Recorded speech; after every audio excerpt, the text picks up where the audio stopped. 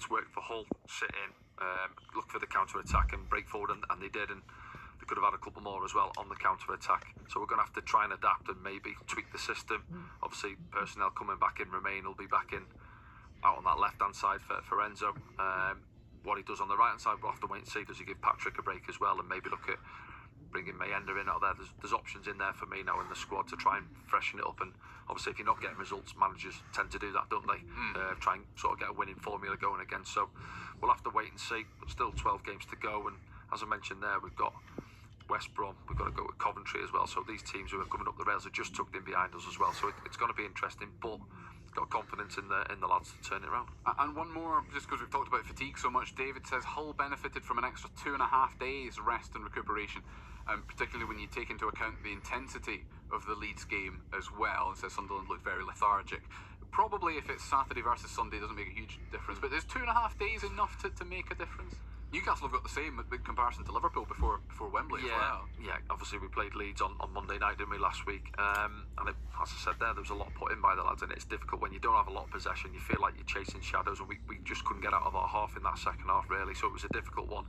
And I turned up at the game Saturday morning, obviously, because it was a 12:30 kickoff, so yeah. And I was thinking, is he going to make 2 or 3 changes here, just freshen it up? You know, it's an easy one these days. You're not dropped, the old rotation one comes out, and he had the opportunity perhaps to do that. And I think, you know, I said it there, Mayenda, for me, Derby scored the winner, and he hasn't started a game since. That was several games ago. So he'll be disappointed he's come out of the side. And there's other lads sat on the bench, really, who aren't maybe coming on, even getting 5 or 10 minutes. Alexic is another one. And he's probably sat there thinking, no point in me putting my boots on it, I'm not coming off the bench. Yeah. So it'll be interesting to see what happens over the next few weeks now. Going into the game Friday night, it won't be easy down there. And I think it maybe suits us more, Sheffield Wednesday being at home. I thought they were excellent, by the way. I watched them Friday night against Burnley. They lost 4-0, but could have come away with a draw, as crazy as it sounds. They should have been 2 or 3-0 up in the first 10 minutes. Didn't take their opportunities, and it caught up with them.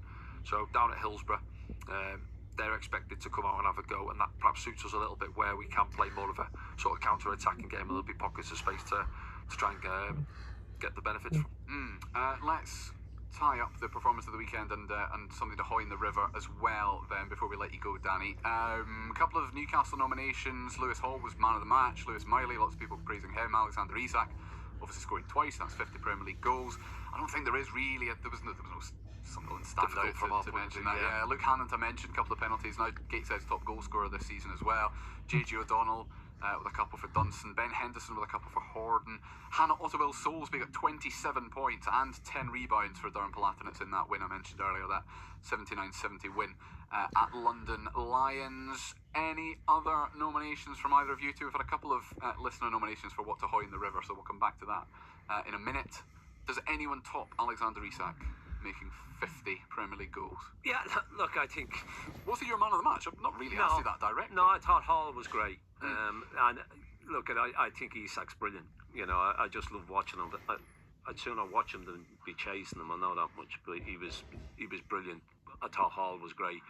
But I just think young Miley coming in, you know, to put the performance in that he got the scorer's goal as well, to take the goal so well. Well, it's down to you then. Lewis Miley or Lewis Hall? I'd give it to Miley, because I think Hall's going to have an awful lot more.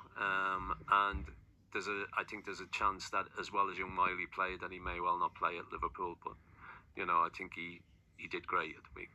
Yesterday. And very quickly, so there we are. So Lewis Miley gets the performance of the weekend. Something to hoy in the river. Jack in Lanchester says Sky Sports commentary should be hoyed in the river. They always seem biased against Newcastle. Yesterday was a prime example. Obviously, we didn't hear it or watch it. They gave the impression they wanted Forest to win, reluctant to give us any credit. They were also talking up Isak getting sold in the summer again. But Keith also says, here's one to hoy in the river. A pet hate of mine is teams changing from their traditional colours when there's no colour clash. Forest in sky blue against Newcastle yesterday. The perfect example. I know the obvious reason is clubs wanting to promote a second or third strip, but they should be made to play in what Keith describes as trade colours. But I think they're told to, aren't they? Yeah, I'm sure they are. They're told they've got to wear these strips. Yeah. Well, you know, people that tell at one time,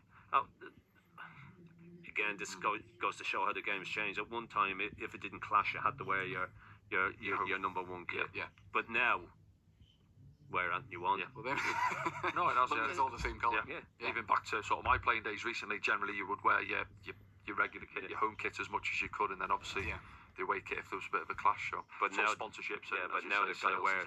Still reckon Forest did it just to look like Manchester City. I think there's Did second half. did a bit. Right, we're hoying that slightly convoluted notion in the river. There we go. Danny, I'm going to let you go. Cheers, lads. Thank you very It's much been a indeed, pleasure. as Yeah. always. Good luck tonight. Thank you. Yeah, enjoy the cricket. Enjoy the. It's indoor. When do you go outdoor? It'll be, well, season starts usually mid to end of April, doesn't it? So we'll be a few weeks obviously indoors still. Bit more time. They're playing under the light. Give it up. Your woolly hats on under your helmet. Thank you, Danny. As always, Danny was in for Mark with tonight. It's Darren Williams who's in tomorrow. We're spreading the love because we've got 4 different Sunderland pundits in this week to replace Marco on the 4 different days. But yeah, Darren Williams will be here tomorrow. We've got just under 10 minutes left, so we're gonna hoy a Newcastle caller at you in a minute. It's going to be Alan who's waiting patiently. I'm just going to read one more message before we come to Alan. Which is from Bill in Shipcut, who says, whilst the win is a win, the second half was as bad as the first half was good. Our best team had us on a great run, but the drop-off in performance and quality when our best players are out of form, injured or fatigued is huge. Wilson's 6-minute cameo was woeful, couldn't hold the ball up, wasted 2 glorious breaks, which fortunately didn't prove pivotal to the result. But despite that, and despite the win, our overall form in recent weeks is concerning. I'm pleased the owners witnessed it firsthand. Says Bill in Shipka. Yeah, look, I think